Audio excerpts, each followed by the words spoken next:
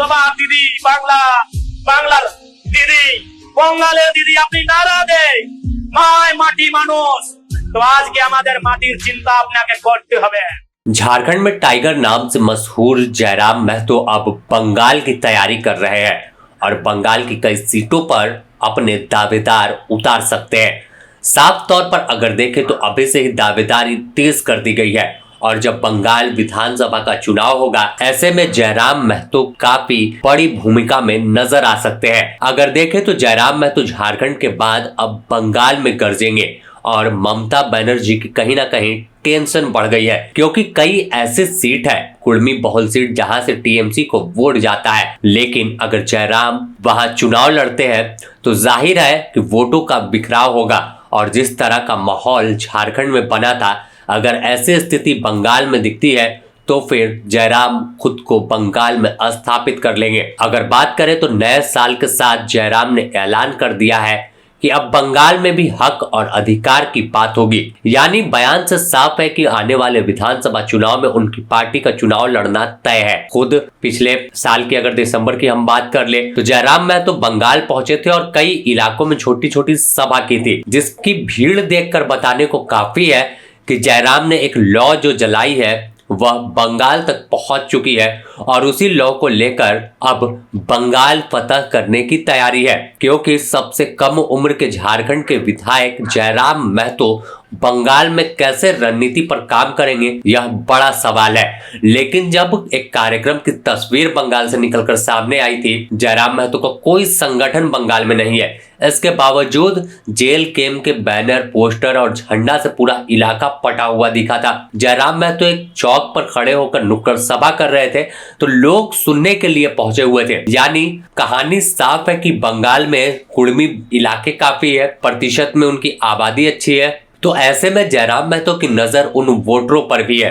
हम ममता दीदी से स्पष्ट कहना चाहेंगे कि माय माटी मानुष का आप नारा देते हैं दीदी, हे दीदी अपनी नारा दे, हे सभा दीदी बांग्ला बांग्लार दीदी बंगालेर दीदी अपनी नारा दे माय माटी मानुष তো আজকে আমাদের মাটির চিন্তা আপনাকে করতে হবে, আমাদের মাটির চিন্তা আপনাকে করতে হবে।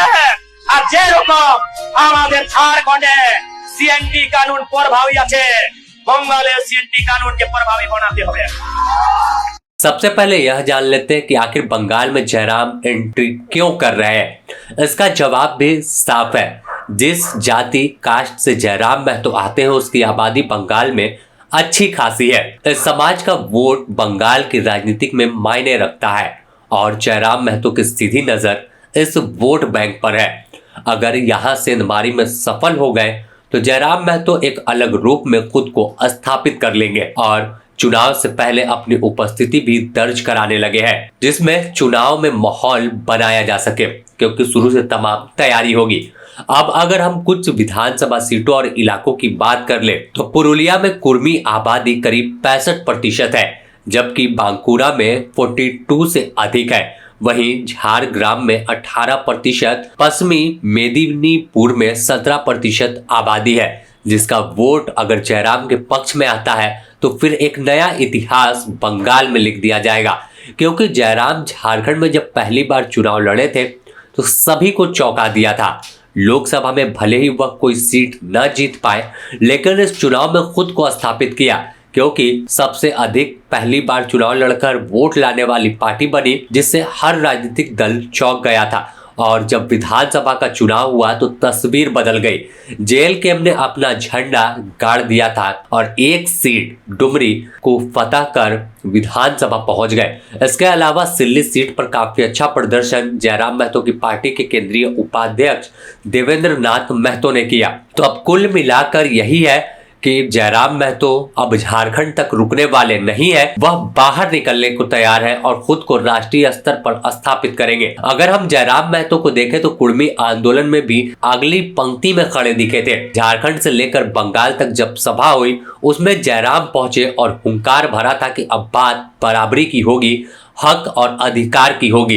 इस कार्यक्रम के बाद ही चर्चा थी कि झारखंड में अब सिर्फ जयराम सीमित नहीं रहेंगे, दूसरे राज्य बढ़ेंगे, क्योंकि इनके साथ समर्थन युवाओं का होता है, क्योंकि कट टू कट ये बात करते हैं और यही चीज सीधे पब्लिक को जो इनके कास्ट से आते हैं उनको टच करती है। और अब तस्वीर भी सामने आई है जिसमें पुरुलिया और अन्य इलाकों में जयराम ने कार्यक्रम किया। पहली बात, यहाँ जेल कीम का झंडा दिखा, यानी तैयारी पूरी है। फिलहाल जमीन पर संगठन को मजबूत करने के लिए जयराम ज्यादा कार्यक्रम करेंगे, जिससे बंगाल में स्थानीय मुद्दों के साथ साथ वह कुर्मी आंदोलन को चुनाव में भुना सके और एक नया माहौल बंगाल को दे सके। तो देखना होगा कि आखिर कैसे जयराम महतो बवाल मचाते हैं और कैसे खुद को उन वोटरों को अपनी ओर खींचने की कोशिश करते हैं।